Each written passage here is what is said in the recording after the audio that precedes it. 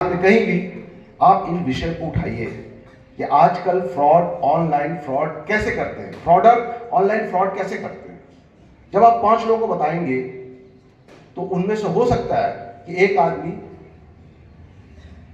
उनके चंगुल से बच जाए, शिकार होने से बच जाए। तो मैं चाहता हूं कि यहां जितने लोग आए हैं सब यहां से इसका मैसेज लेके जाए कि फ्रॉड से कैसे बचें, क्योंकि ये पूरी दुनिया एक बारूद के ढेर पर बैठ गई है और दुश्मन अदृश्य है, वो दिख ही नहीं रहा है। हम उसको देखने में सक्षम नहीं है, इनविजिबल है। कहां बैठा हुआ है? मेरे को एसपी जशपुर को फोन आता है, मेरे को फ्रॉड करने की कोशिश करते हैं। एक दिन फोन आया, सर आपका बेटा तो रेप कर लिया, उसको पकड़ लिए। सर नहीं बोला, सॉरी, उसने मुझे चमका के बोला। मैं जानता था कि ये फ्रॉड कॉल है, नहीं जानता तो मैं घबरा जाता। अभी एक हमारी पढ़ी लिखी एक महिला हमारे परिचित है, वो विदेश में नौकरी कर चुकी है, वो 2 दिन तक डिजिटल अरेस्ट में थी। आप समझ रहे हो डिजिटल अरेस्ट क्या होता है? कि एक आदमी को ऑनलाइन एक आदमी वर्दी पहन के आता है और उसको चमका देता है कि आप उठना नहीं है, हिलना नहीं है, खाना नहीं है, जो मैं बोलता हूं कैमरे के सामने रहो। 2 दिन तक पढ़ी लिखी महिला। ऐसा कैसे होता है? क्योंकि वो आपको विश्वास दिला देता है कि मैं पुलिस वाला हूं। उनको उन्होंने क्या बोला कि आपका ये बैंक अकाउंट नंबर है। कभी 2-3 साल पहले उनका कोई अकाउंट नंबर था, बोले हाँ है। तो बोले आपके इस अकाउंट में 6 करोड़ का हवाले का पैसा आया है।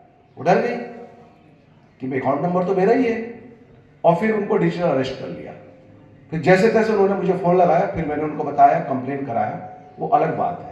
मैं आपको सिर्फ ये एहसास दिलाने की कोशिश कर रहा हूं कि जो दुश्मन है, जो अदृश्य है, जो पूरी दुनिया 2 भागों में बट गई है, एक तरफ वो दुश्मन है और दूसरी तरफ पूरी दुनिया है, तो वो बहुत ही चालाक है। पहले ओटीपी वाला फ्रॉड चालू किए कि आप बैंक अब बंद कर दिए, वो जान गए कि सब जागरूक हो गए। आप जब जागरूक हो जाते हो उस बात के लिए, तब वो दूसरा लेके आ जाते हैं। ये डिजिटल अरेस्ट अभी चालू किए, जब तक हम इसको बताएंगे तब तक वो तीसरा लेके आ जाएंगे। मतलब हाईली क्वालिफाइड पढ़े लिखे लोग बैठकर ये सारे क्राइम को कर रहे हैं, बहुत ज्यादा दिमाग लगा के कर रहे हैं। बहुत ज्यादा सतर्क रहने की जरूरत है। आप सोच सकते हो कि पिछले साल कितने रुपए के फ्रॉड हुआ इंडिया में? कोई फिगर बताएगा मुझे? अंदाज से बताओ, आप बताओ कितना हुआ होगा, आप इस बताओ, एक फिगर बताओ मुझे कि पूरे हिंदुस्तान में ठगों ने हिंदुस्तान के लोगों की गाढ़ी कमाई कितना पैसा ले लिया? 2-3 करोड़। थोड़ा और बढ़ो, 100 करोड़। कुछ और बढ़ो, थोड़ा और बढ़ो। कोई बच्चा बताओ,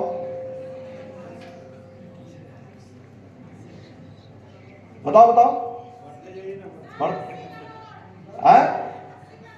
80 से पहले 100 हो चुका है। मैं बताता हूं आपको,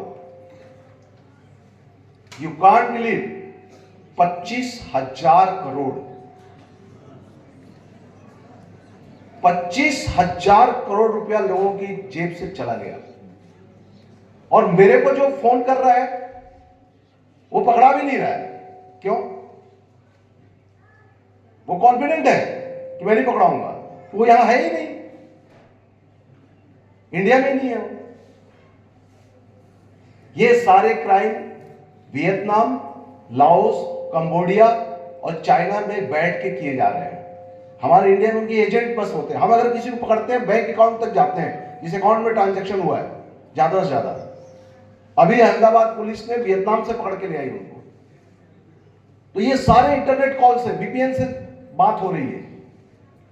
तो इसलिए ये सारे कार्यक्रम की जरूरत पड़ रही है कि हमको लगातार इसके प्रति काम करना है, जागरूक रहना है। और इस सबके मूल में क्या है? कोई हमें ठगता कैसे है? कोई बताएगा मुझे?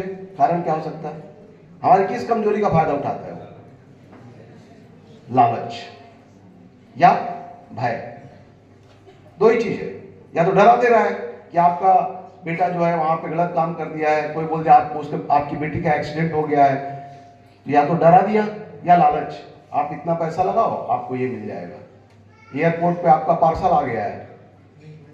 एक लड़की अपने ही जिले की बता रहा हूं, जशपुर की, उसको एक कॉल आता है, कॉलेज में पढ़ती है, और वो बोलता है कि मैं तुमसे प्यार करता हूं, और प्यार का बुखार आजकल सबको चढ़ा हुआ है, वो भी प्यार के बुखार में आ गई हो। वो बोला मैं लंदन में रहता हूं, और उसको सपने दिखाया, और धीरे धीरे वो बोला कि मैं इंडिया में आया हूँ, एयरपोर्ट पे मेरा सामान हो गया है, तुम कैसे कुछ पैसे भिजवा दो। और ऐसा करके 6 लाख रुपए उसे ठग लिया, और उससे घर वाले मेरे पास आए। उससे मैंने समझाने की कोशिश किया, समझने को तैयारी नहीं की वो, मैं भी थक गया उसको समझा के। मैंने बोला अच्छा उस लड़के से मेरी बात कराओ। उससे मैंने बात कराया तो बोला मैं लंदन में हूँ, बोला वीडियो कॉल करो। वीडियो कॉल में मैं तो लंदन तो नहीं दिख रहा है मेरे को। मैंने अच्छा तुम अपना डिग्री भेजो, तो फटाफट वहां के ऑक्सफोर्ड यूनिवर्सिटी की एक डिग्री बनाया, और वो फर्जी वाला भी, मैं तेरे से तो अच्छा हमारा रविशंकर यूनिवर्सिटी की डिग्री है। अंततः वो लड़की को मैं थोड़ा सा उसके दिमाग में डाउट डाला कि देख अगर ये सही होता तो अभी तुमको ये इन सवालों का जवाब देता। फिर मैं उसको साइबर सेल में भेजा, फिर यकीन दिलाया, फिर उसकी काउंसलिंग किए, तब जाकर वो मानी। तब तक 6 लाख रुपए अपने माता पिता के दे चुकी थी। लॉटरी लगने का एक किस्सा, राजनांदगांव में जब मैं था एडिशनल एसपी, वहां पर एक बंदे के पास आया कि आपकी लॉटरी लग गई है। लॉटरी लग गई है कितने की? 5 करोड़ की। उसने बोला, खुश हो गया, किसान था, तो बोला कि आपको एक रजिस्ट्रेशन कराना पड़ेगा। तो बोले 3,000 रुपये जमा कर दीजिए। मिलना कितना है और देना कितना है? खुशी खुशी दे दिया। अरे 5 करोड़ आने वाला है। फिर 3,000 के बाद फिर एक फोन आया, वो 35,000 दे दीजिए, वो रजिस्ट्रेशन फीस है, उसके बाद प्रोसेसिंग फीस के लिए 1.25 लाख लगेगा। 5 करोड़ 1.25 लाख। ऐसे करते करते धीरे धीरे धीरे 25 लाख रुपया जब उस किसान से ले लिए,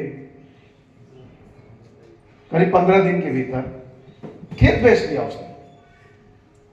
तब उसको समझ में आया, फिर वो किसी को बताया, फिर वो पुलिस के पास आया, और उस 25 लाख को वो तो हो गया, उसमें से उसने कुछ कर्जे लिए, कर्जे वालों ने दबाव बनाया। तो आपको जान क्या हैरानी होगी, उसके बाद वो एक अपने साथी के मिलके उसका मर्डर कर दिया, और वो अंततः जेल में चला गया। अब आप देखिए, एक फोन कॉल आता है, एक फ्रॉड उसको सपने दिखाता है कि तुम 5 करोड़ जीत गए हो, और उसकी जिंदगी बर्बाद हो जाती है, एक आदमी की हत्या हो जाती है।